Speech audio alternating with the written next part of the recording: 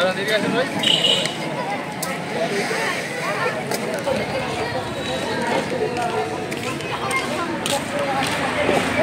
আসলে পরিবেশের জন্য খুব একটা ক্ষতিকারক জিনিস।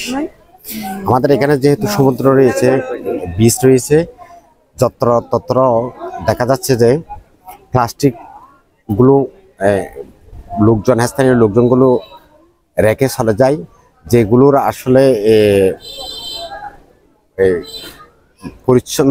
পরিচ্ছন্নতার জন্য কোনো লোক আসলে আমাদের নাই।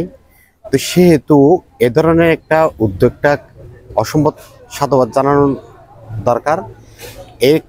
এটার কারণে দেখা যাচ্ছে যে এই প্লাস্টিক যদি বর্জনের জন্য আমরা যদি মানুষকে সচেতন করতে পারি, তাহলে এটা পরিবেশের জন্য খুবই গুরুত্বপূর্ণ ভূমিকা রাখবে বলে আমি মনে করি।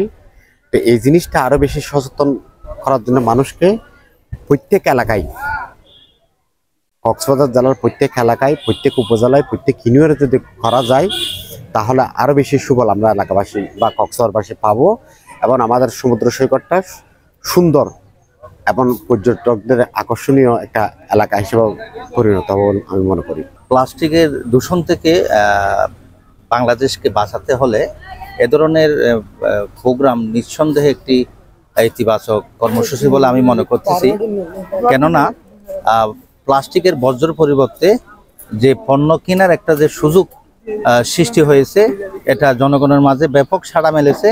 আজকে দেখেন স্থানীয় জনগণ তাদের ব্যবহৃত বর্জ্য দিয়ে, প্লাস্টিকের বর্জ্য দিয়ে এখানে তেল, ডাল, চিনি, ডিম থেকে শুরু করে 19 প্রকারের তারা পণ্য ক্রয় করতে সুযোগ পেয়েছে।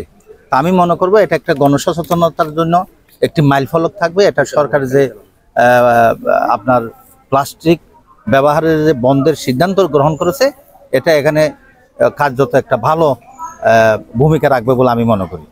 মাল আনলে 22 কেজি মাল আনছে, 2টা তেলের বোতল হয়েছে, 3টা চিনি রয়েছে, 2 কেজি চানার ডাল রয়েছে, 2 কেজি লবণ রয়েছে।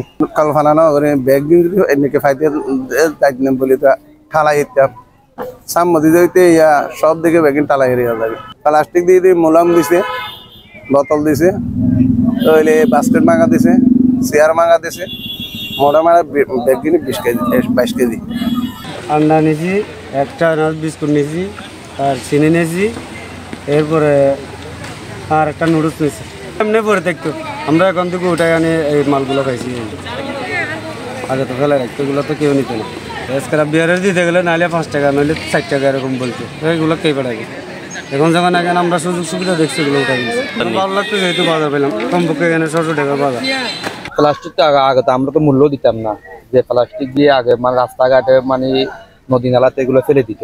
কারণ প্লাস্টিক দিয়ে এগুলা মানে পুনরায় আরেকটা এটা বিবেচনা নিচ্ছে, আরেকটা মানে উদ্যোগ নিবে প্লাস্টিক দিয়ে, বোতল দিয়ে।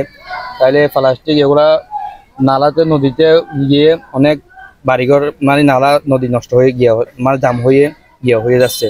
এটার জন্য আমার জানা মতো এগুলা প্লাস্টিক এগুলা নিয়ে আপনার ওরা আরেকটা উদ্যোগ নিবে, সেটাই। তা আমরা তো আগে জানতাম না প্লাস্টিক এগুলা এত উন্নত মান হয়ে যাবে, সেটা আজকে দেখলাম। প্লাস্টিক দিয়ে এগুলা মানে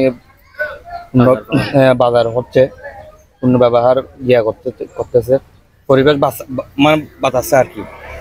প্লাস্টিক নিয়ে আসলে আপনি কি দেন? প্লাস্টিকের বিনিময়ে এখানে অনেকটা আইটেম পাওয়া যায়, যেমন সুজি, আটা, বিস্কিট আছে, তারপরে টোস্ট বিস্কিট, তারপরে চাল, তারপরে বুটের ডাল, মসুর ডাল, আরো অনেক কিছু আছে আমাদের এই প্লাস্টিক বিনিময়ে এগুলো পাওয়া যায়। তো এই উদ্যোগটা আমরা অনেকদিন যাবো করে আসছি, ভালো হচ্ছে, মানে ইমপ্রুভ হচ্ছে। আর যে আশেপাশে আমাদের যে প্লাস্টিকের কারণে যে দূষিত করতে পারছে, ওগুলো রোধ হচ্ছে আস্তে আস্তে। তারপরে সাথে যে নিম্ন শ্রেণীর মানুষদের জন্য আমরা কিছুটা সহায়তা করতে পারছি। দীর্ঘদিন ধরে এই প্লাস্টিকের বিনিময়ে কার্যক্রমটা করতেছি। এটা মূলত প্লাস্টিকের দূষণের যে ভয়াবহতা, এটা থেকে পরিবেশকে রক্ষা করতে মূলত বিদ্যানন্দ ফাউন্ডেশন এবং জেলা প্রশাসন কক্সবাজার 2022 সালে এই কার্যক্রমটা নিয়েছিল। আমরা তারই ধারাবাহিকতায় আমরা গত এই বছরের শুরু থেকে এই কার্যক্রমটা চালিয়ে আসতেছি সারা বাংলাদেশে।